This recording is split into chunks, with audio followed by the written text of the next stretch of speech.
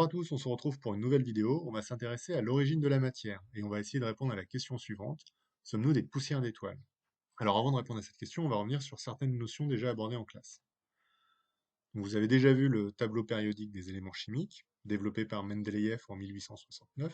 Il rassemble l'ensemble des éléments chimiques actuellement connus. On va trouver l'hydrogène, le carbone, l'oxygène, des métaux comme le fer, etc.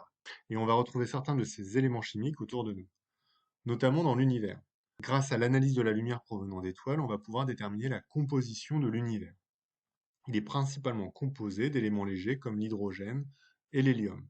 C'est les mêmes éléments que l'on va retrouver au cœur des étoiles.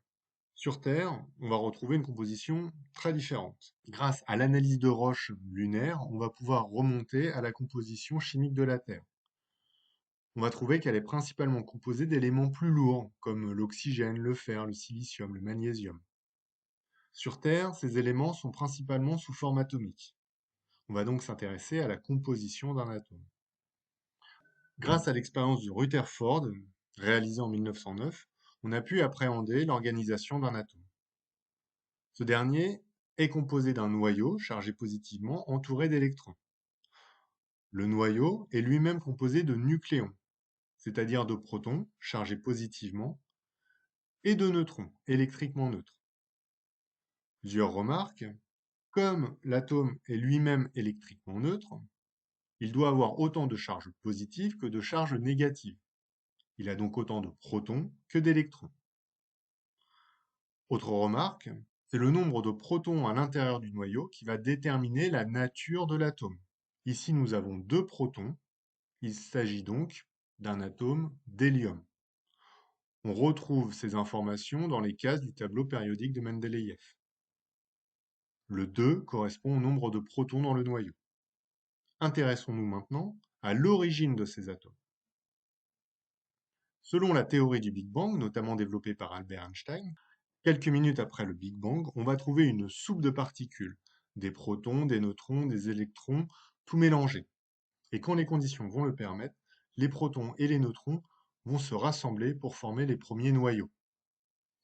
Noyaux d'hydrogène, d'hélium et de lithium. Plus tard, les premières étoiles vont pouvoir se former. Et en leur cœur, la température va permettre la fusion des noyaux. Ici, 2 noyaux d'hélium vont pouvoir fusionner. Ils vont former un noyau plus gros, composé maintenant de 4 protons. Il s'agira alors du beryllium. Ce noyau de beryllium va à son tour pouvoir fusionner avec un autre noyau d'hélium. On se retrouve avec un noyau composé de 6 protons, ce sera du carbone.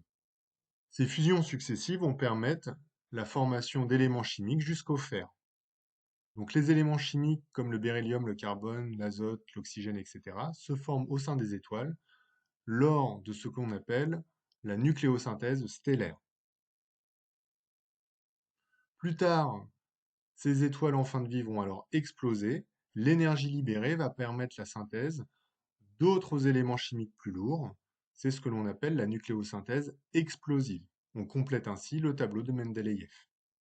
Revenons à présent sur notre question initiale. Sommes-nous des poussières d'étoiles?